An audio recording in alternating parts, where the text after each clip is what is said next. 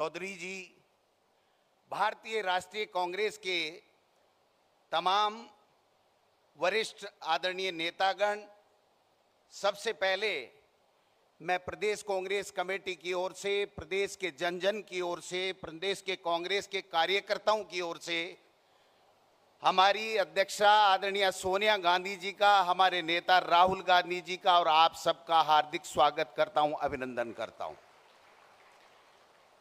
हमारा सौभाग्य है कि सोनिया गांधी जी और राहुल गांधी जी ने पहले मोदी सरकार के खिलाफ महंगाई हटाओ की जो रैली, राष्ट्रीय रैली थी, उसकी मेजबानी का मौका दिया।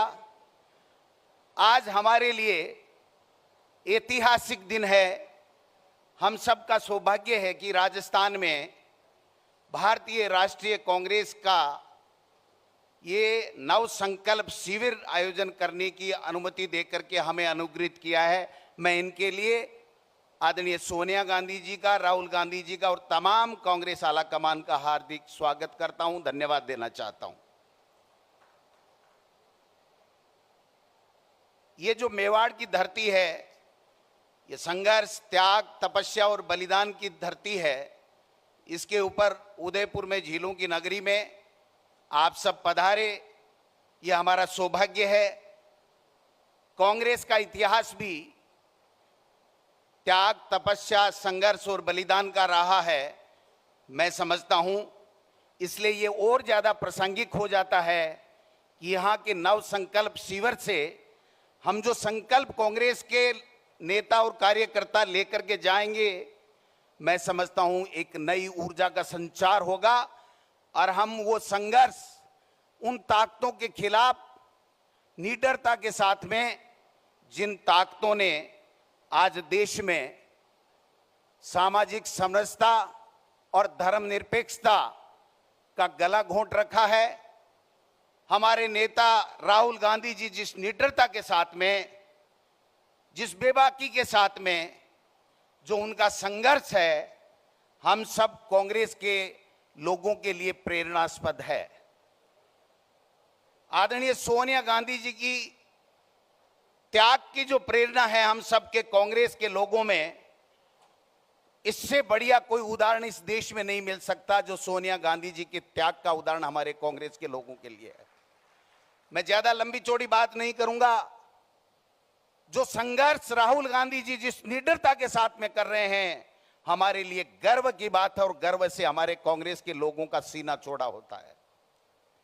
आज हमें संकल्प लेना है कि ऐसी ताकतें इस देश में सत्ता पे काबिज हो गई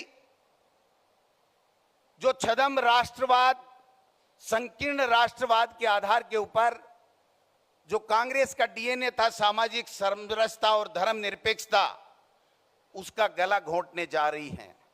इस छद्म राष्ट्रवाद के आधार के ऊपर वो सामाजिक समरसता का जो ताना बाना कांग्रेस ने सैकड़ों सालों से बुन के रखा है, उस भाईचारे को समाप्त करने के ऊपर तुले हुए हैं। मैं कहना चाहता हूं कि राहुल गांधी जी जिस प्रकार से मोदी जी और मोदी जी की सरकार को घेरने का काम करते हैं, जब राहुल गांधी जी बोलते हैं तो कांग्रेस के तमाम कार्यकर्ताओं, नेताओं को खून खौल उठता है कि हां, ये हमारा नेता है, जिस बेबाकी के साथ में, जिस निडरता के साथ में कहता है। मैं समझता हूं ये जो लोकतंत्र की हत्या करने के लिए जो धर्म के आधार के ऊपर बांटने वाला तेजाब हमारे राष्ट्र की बुनियाद के अंदर जो डाल रहे हैं, उनसे सावधान रहने की जरूरत है। एक नया संकल्प लेने की आवश्यकता है। मैं राहुल गांधी जी इतना ही कह सकता हूं, कांग्रेस पार्टी राजस्थान में सोनिया गांधी जी और आपके नेतृत्व में एकजुट है। 2023 में आपके आशीर्वाद से कांग्रेस की सरकार बनी। कांग्रेस के कार्यकर्ताओं का खून और पसीना इस राजस्थान की सरकार बनाने में आपके नेतृत्व में बहा था। मैं पुनः विश्वास दिलाना चाहता हूं इस मेवाड़ की धरती के ऊपर, राजस्थान की वीरों और संतों की भूमि के ऊपर, कि आपके नेतृत्व में हम ईंट से ईंट बजा देंगे, लेकिन इन फासिस्ट प्रवृत्ति के लोगों से न कभी झुकेंगे, न कभी डरेंगे। हम उस कांग्रेस के सिपाही हैं जिसने हमेशा स्वाभिमान की लड़ी है। हम उस कांग्रेस के सिपाही हैं जिसने इंदिरा गांधी जी और राजीव गांधी जी का बलिदान इस देश को एक और अखंड रखने के लिए दिया है। मैं समझता हूं ये नया संकल्प हम सब के लिए, आज ये पूरी राष्ट्र की कांग्रेस एक है, आप सबके नेतृत्व में सोनिया गांधी जी और राहुल गांधी जी, हम सब संकल्प लेते हैं कि यहां से जो नया संचार इस कांग्रेस में होगा, ईंट से ईंट बजा देंगे। इन लोगों से चाहे कितना ईडी सीबीआई कर लें, डरने वाले नहीं है, घबराने वाले नहीं है। आपके नेतृत्व में 2024 में हम इस मोदी सरकार का सुपड़ा साफ करके रहेंगे और यूपीए सरकार का कब्जा करेंगे।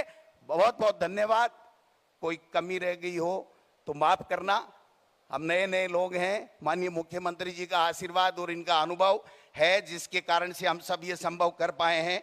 इसलिए थोड़ा सा अगर कोई कमी रह गई हो तो मैं राजस्थानी में कहूँ, माने माफ कर जो अगर कोई कमी रह गई है तो। बहुत बहुत धन्यवाद। जय हिंद, जय भारत। मैं अनुरोध करूंगा, रघुवीर मीना जी कांग्रेस कार्य कमेटी के सदस्य हैं, प्रियंका गांधी जी का रघुवीर मीना जी स्वागत करेंगे।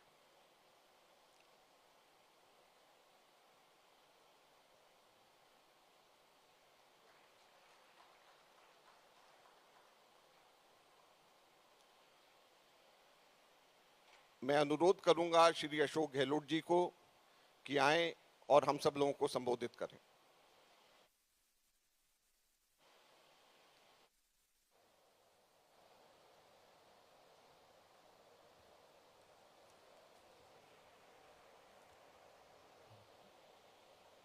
परम श्रद्धेय सोनिया गांधी जी, हमारे नेता आदरणीय राहुल गांधी जी, मल्लिकार्जुन खड़गे साहब, प्रियंका गांधी जी, अधीर रंजन चौधरी जी, हमारे प्रदेश के प्रभारी अजय माकन जी, वेणुगोपाल जी, छत्तीसगढ़ के मुख्यमंत्री भूपेश बघेल जी, प्रदेश कांग्रेस कमेटी का अध्यक्ष गोविंद दोतासा जी, यहाँ पधारे हुए तमाम CWC के माननीय सदस्यगण, पूर्व मुख्यमंत्रीगण, पूर्व केंद्रीय मंत्रीगण, पूर्व प्रदेश के अध्यक्षगण, AIC के तमाम पदाधिकारीगण, CAB लीडर्स, प्रदेश अध्यक्षगण, अग्रिम संगठनों के तमाम हमारे साथीगण, मेरे प्यारे युवा साथियों, भाइयों और बहनों, नौजवान साथियों, मैं सबसे पहले आप सबका अपनी ओर से, प्रदेश वासियों की ओर से हार्दिक स्वागत करता हूँ। जैसा अध्यक्ष जी ने कहा, हमारे लिए सौभाग्य की बात है कि सोनिया गांधी जी ने और राहुल जी ने इस शिविर का स्थान चुना, राजस्थान उदयपुर। मैं समझ सकता हूँ कि आप सबका आना हमारे लिए सौभाग्य की बात है। जो चेहरे नज़र आ रहे हैं नए पुराने, उससे हम सब गौरव का अनुभव कर रहे हैं। एक नई शुरुआत देश की राजनीति में होने जा रही है। ऐसे वक्त में जब कोई नहीं जानता कि देश किस दिशा में जा रहा है और किस दिशा में जाएगा, क्या संविधान की धज्जियां उड़ रही हो, लोकतंत्र खतरे में हो, जुडिशरी दबाव में हो, CBI इनकम टैक्स ED का दुरुपयोग हो रहा हो, क्या नहीं हो रहा है, कुछ सुनने वाला नहीं, कुछ समझने वाला नहीं, किसी को आवाम से भय भी नहीं है। हमारे वक्त में हर वक्त कांग्रेस के नेतृत्व लोग क्या कहेंगे उसके आधार पर लोकतंत्र की भावनाओं की कदर करते फैसले करते थे। कई मुख्यमंत्री होंगे, कई केंद्रीय मंत्री इस्तीफे हो गए। इनके लिए कोई मायने नहीं रखता है लोकतंत्र। कुछ भी आरोप लगा दीजिए, कितनी संघर्ष कर रही जनता, इनको परवाह नहीं है। ऐसे फासिस्टी लोग धर्म के नाम पे काबिल हो गए देश के अंदर, जो आसान काम है। विचारधारा की लड़ाई अलग है, पर धर्म जाति ऐसी चीज है कि आप भड़का सकते हो, दंगे भी, हिंसा कर सकते हो रहा है देश के अंदर। राजस्थान तो टारगेट नंबर 1 अब जहाँ जहाँ चुनाव आते हैं वहाँ वहाँ ये टारगेट बना लेते हैं। दंगों का, सीबीआई, इनकम टैक्स, ईडी के छापों का आप देख रहे हो। इनके लोग दूध के धुले हुए हैं, कहीं छापा नहीं पड़ेगा इनकम टैक्स का, ईडी का, सीबीआई का। कितने लोग जेलों में बंद है कोई सोच नहीं सकता, हमें मालूम ही नहीं है। जिग्नेश मेवानी एक एमएलए 2500 किलोमीटर ले आ करके उनको आप कैद कर दो, बेल हो तो वापस उसके ऊपर आरोप लगा के वापस जेल भेज दो। ये अपना में उदाहरण है एक। बाकी ऐसी घटना कितनी हो रही है साहित्यकारों के ऊपर, पत्रकारों पर, लेखकों पर, कोई सोच नहीं सकता है। आर्टिकल लिखते लिखते थक गए हैं कई साहित्यकार, लेखक। तो ये हालात बन गए। तनाव का माहौल है, हिंसा का माहौल है देश के अंदर। सोनिया गांधी जी सहित 13 विपक्षी पार्टियों ने अपील करी प्रधानमंत्री से, आप प्रधानमंत्री हो, देश में तनाव है, शांति का माहौल है, आप अपील कीजिए शांति की। वो नैतिक साथ नहीं जुटा पा रहे हैं। नैतिक साथ है ही नहीं तो क्या जुटाएंगे। इन हालातों में देश चल रहा है। इसलिए मैं इस मौके पर, ये बहुत मुबारक मौका हमारे लिए इसलिए है, 3 दिन तक हम लोग तमाम वरिष्ठ लोग बैठे अपने अनुभव का लाभ देंगे। नौजवान पीढ़ी के लोग आए हैं, वो अपने फ्यूचर को देख करके कांग्रेस की नीतियाँ, उसके कार्यक्रमों के सिद्धांत जो महात्मा गांधी, पंडित नेहरू, सरदार पटेल, मौलाना अबुल कलाम आज़ाद के वक्त के हैं, अमेरिका के वक्त का संविधान है, दुनिया लोहा मानती है। आज देश कहाँ के कहाँ पहुँच गया आज़ादी के बाद में 70 साल के अंदर। इनको शर्म ही नहीं आती कहते हुए कांग्रेस ने 70 साल में क्या किया। इतनी बेशर्मी से बोलते हैं, पूरा देश सुन रहा है। कांग्रेस मुक्त भारत में ला देंगे। मैं कई बार कहता हूँ कांग्रेस मुक्त तो कभी होगी नहीं। कांग्रेस का इतिहास, उसके कार्यक्रमों के सिद्धांत देश के डीएनए की तरह है। सोनिया गांधी के नेतृत्व में जिस रूप में हमने देखा है यूपीए गवर्नमेंट को ऐतिहासिक फैसले किए उन्होंने भी। पहली बार अधिकार दिया गया लोकसभा के कानून बना करके, चाहे सूचना का हो, चाहे नरेगा का हो, चाहे फूड सिक्योरिटी का हो, चाहे एजुकेशन का हो। इतिहास में दर्ज है। हमारी खाली कमजोरी है कि हम काम करते हैं, मार्केटिंग नहीं करते हैं। और ये इतने झूठे फरेबी लोग हैं, काम कुछ नहीं करते हैं। कभी गुजरात मॉडल की बात कर लेते हैं। ये आरएसएस और बीजेपी के जो फासिस्ट तत्व हैं, इनका काम यही है। इसलिए मैं लंबी बात नहीं करता हुआ, मैं मुबारक मौके पर सोनिया जी का, राहुल जी का, आप सबका मैं हार्दिक स्वागत करता हूँ।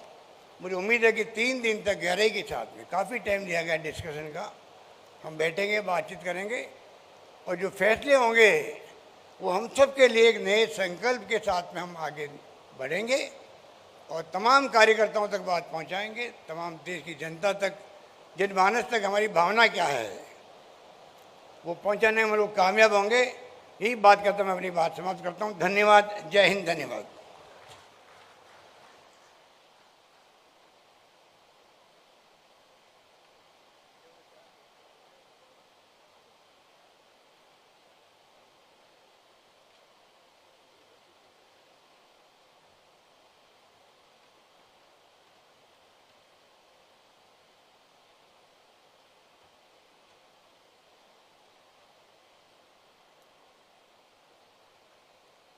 साथियों, इससे पहले कि मैं कांग्रेस अध्यक्षा को यहां पर आमंत्रित करूं, 3-4 छोटी छोटी हाउसकीपिंग अनाउंसमेंट्स यहां पे करना है। एक तो जैसे मैंने शुरू में कहा कि 3 बजे और आप लोगों को जो कार्यक्रम भी बांटा गया है, 3 बजे यहां से हम लोगों के सब्जेक्ट स्पेसिफिक मीटिंग शुरू हो जाएंगी। और आप सभी साथियों से अनुरोध है कि आप लोगों के जो सब्जेक्ट्स जिस को अलॉट करे गए हैं, वही सब्जेक्ट्स की आप लोगों को उसी मीटिंग हॉल के अंदर जाना है। और साथ साथ में मोबाइल फोन को बाहर रखने के लिए व्यवस्था करी गई है। तो मीटिंग से पहले कृपया मोबाइल फोन्स अपने आप लोग सब लोग बाहर रखें।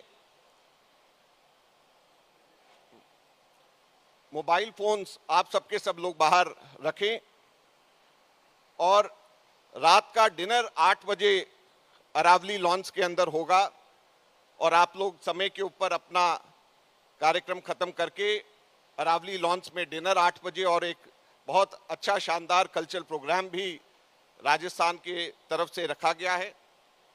और आखिरी बात यह है कि कोई भी डेलीगेट के अलावा यहाँ पर इस परिसर के अंदर कोई व्यक्ति ना रहे। स्टाफ भी या और जो दूसरे साथी यहाँ पर हैं उन सब लोगों से अनुरोध है कि सब लोगों के लिए और व्यवस्था इस कॉम्प्लेक्स के बाहर रखी गई है, वहां पर जाकर के आप सबके सब लोग आप लोग वहां पर बैठ सकते हैं।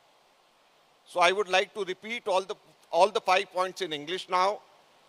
First of all, soon after this meeting is over, from 3 p.m. onwards, group discussions will start, and all of you are requested to go to your respective group meetings only.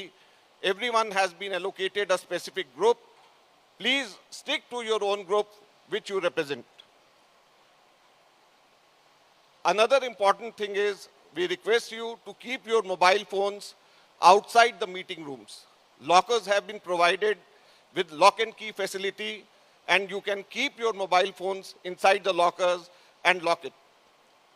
Dinner would be at 8 p.m. at Aravali Lawns, and before the dinner a small cultural program is being presented over there, so we request you to be present on time at 8 p.m. for the cultural program and the dinner.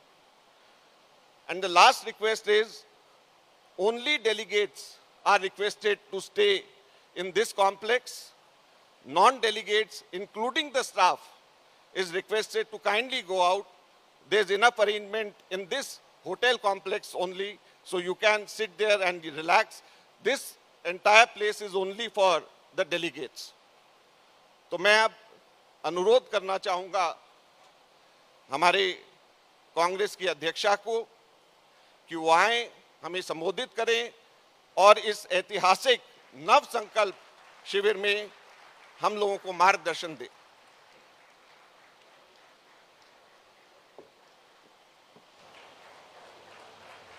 सबसे अनुरोध है जोरदार तालियां बजा करके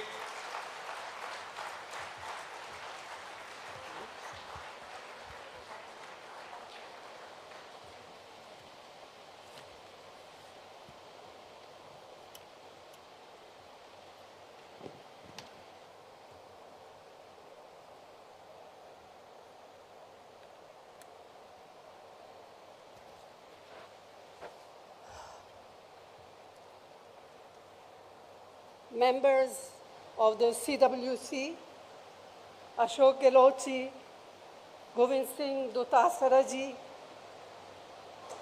friends and colleagues who have come from different parts of the country, I would like to add my welcome to you too.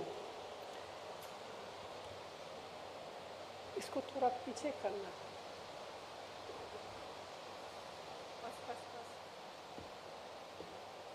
Our Chintan Shivir in this historic city with such a glorious heritage has as its theme Nav Sankalp.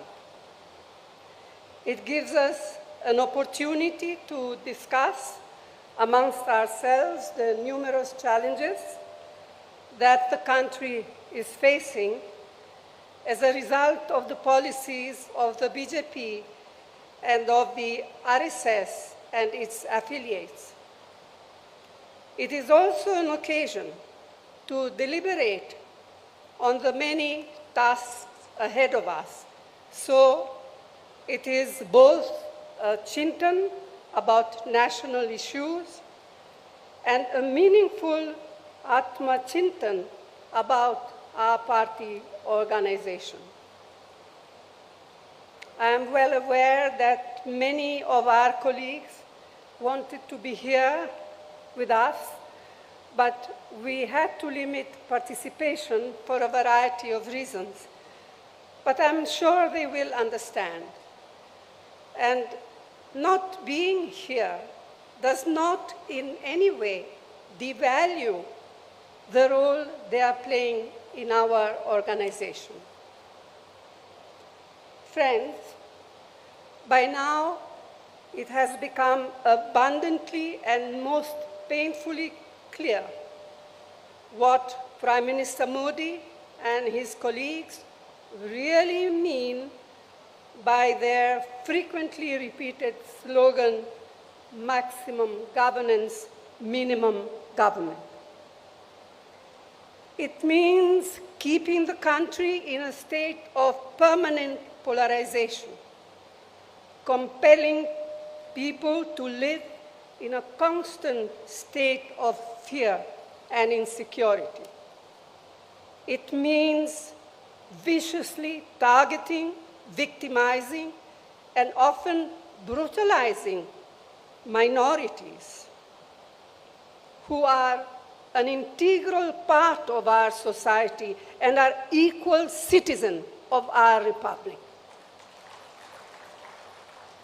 It means using our society's age-old pluralities to divide us and subverting the carefully nurtured idea of unity in diversity. It means threatening and intimidating political opponents, maligning their reputation, jailing them on flimsy pretext, misusing investigative agencies against them. It means eroding the independence and professionalism of all institutions of democracy. It means the wholesale reinvention of history, the constant denigration of our leaders, especially Jawaharlal Nehru, and the systematic moves to distort, deny, and destroy their contributions, their achievements, and their sacrifices. It means glorifying the killers of Mahatma Gandhi and their ideologues. It means the blatant undermining of the principles and provisions of our nation's constitution, of its pillars of justice, liberty, equality, fraternity, and secularism. It means turning a blind eye to continued atrocities across the country on weaker sections, especially Dalits, Adivasis, and women. It means using fear to make the bureaucracy, to make corporate India, to make civil society, and sections of the media fall in line. It means more empty slogans, diversionary tactics, and utter silence on the part of an ever so eloquent Prime Minister when the healing touch is most needed. It is not just the undermining of our long-cherished values embodied in the Constitution that are now at grave risk. The fires of hatred and discord that are being ignited have taken a heavy toll on people, on their lives. This is having serious social consequences, much more serious than we can even imagine. The vast majority of Indians want to live in an atmosphere of peace, of amity and harmony. The BJP, its cohorts and surrogates, want to keep people in a state of perpetual frenzy and conflict. They constantly provoke, instigate, and inflame. We have to combat this growing virus of divisiveness that is being maliciously and mischievously spread. This we must do at all costs.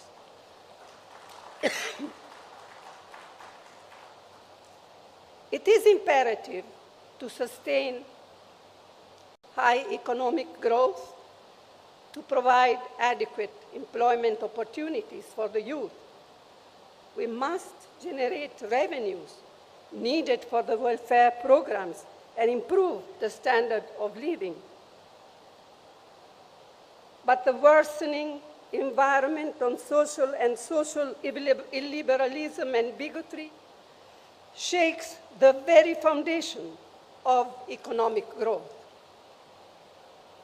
Starting with the disastrous demonetization on November 2016, the economy has been at a steep downslide. A large majority of MSMEs have been crippled. Unemployment has risen alarmingly, and for the first time, it appears that vast numbers of people have simply given up hope of finding jobs. Whatever support the central government has been able to provide in the past 2 years to people has been on account of most of the UPA programs, and to name just 2 of them, the Mahatma Gandhi Narega, the employment scheme, and the national food security. The sheer tenacity of farmers and their organization compelled the Modi government to repeal the 3 black laws. The Congress Party stood by them steadfastly throughout their long struggle, both within Parliament and outside. But the promises made by the Prime Minister to the farmers when they withdrew their agitation have yet to be fulfilled. Meanwhile, it looks as if procurement of wheat this year will fall steeply, threatening the very foundations of our national security, food security program. Prices of essential items of mass communication, of mass consumption, like cooking gas, cooking oil, pulses, vegetables, fertilizers, petrol, and diesel, continue their upward march, placing an intolerable burden on crores of families. Public sector companies built up with such careful planning with economic and social objectives in mind by earlier Congress government are now being privatized with a vengeance and to a chosen few. This will have disastrous consequences. Among other things, this means that one avenue for assured employment for scheduled castes and scheduled tribes will get totally closed. अब मैं कुछ बातें हिंदी में कहना चाहूँगी। तो साथियों, हमारे इस महान और सशक्त संगठन से समय समय पर अपने लचीलेपन को दर्शाने की उम्मीद की जाती रही है, और हर बार हमारे संगठन ने असरदार तरीके से अपनी प्रतिक्रिया दर्शाई है। एक बार फिर हमसे यह उम्मीद की जा रही है कि हम अपना साहस, हौसला और समर्पण की भावना का परिचय दें।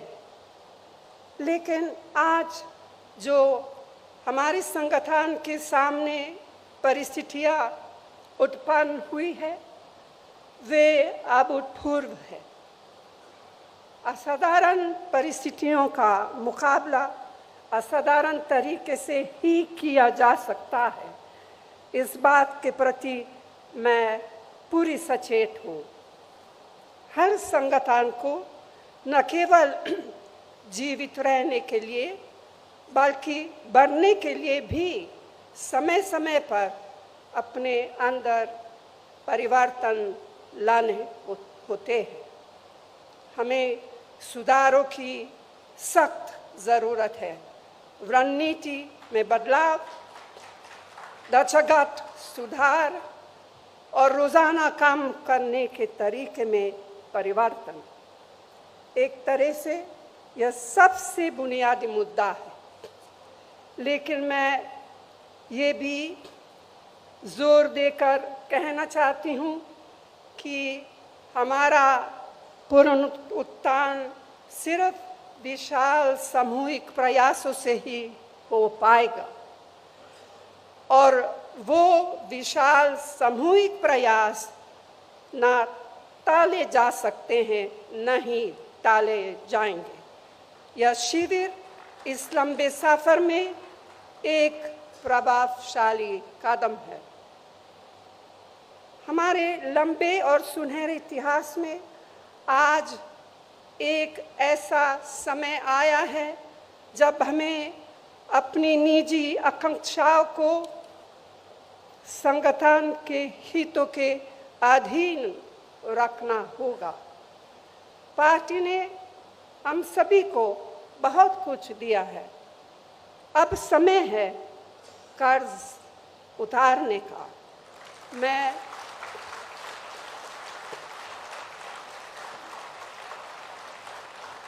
समझती हूँ इससे आवश्यक और कुछ नहीं।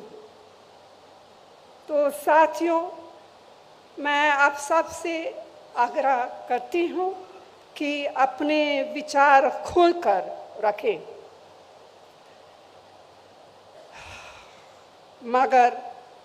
मगर बाहर सिर्फ एक ही संदेश जाना चाहिए: संगठन की मजबूती, दृढ़ निश्चय और एकता का संदेश। यह निश्चय बरकरार रखना होगा। हाल में मिली नाकामयाबियों से हम बेखबर नहीं हैं, ना ही हम बेखबर है उस संघर्ष से या उस संघर्ष की कठिनाइयों से जिसे हमें करना है और जीतना है। लोगों की हमसे जो उम्मीदें हैं उनसे हम अनजान नहीं हैं। व्यक्तिगत और सामूहिक रूप से यह प्रण लेने के लिए हम एकत्रित हुए हैं। हम देश की राजनीति में अपनी पार्टी को फिर से उसी भूमिका में लाएंगे जो भूमिका पार्टी ने सदैव निभाई है, और जिस भूमिका की उम्मीद इन बिगड़ते हुए हालातों में देश की जनता हमसे करती है। हम यहाँ पूरी विनम्रता के साथ आत्मा निरीक्षण तो कर रहे हैं, लेकिन आज हम तय करें कि जब हम यहाँ से निकलेंगे तो हम एक नए आत्मविश्वास, एक नई ऊर्जा के साथ और एक नई प्रतिबद्धता से प्रेरित होकर निकलेंगे। आप सबको बहुत बहुत धन्यवाद। जय हिंद।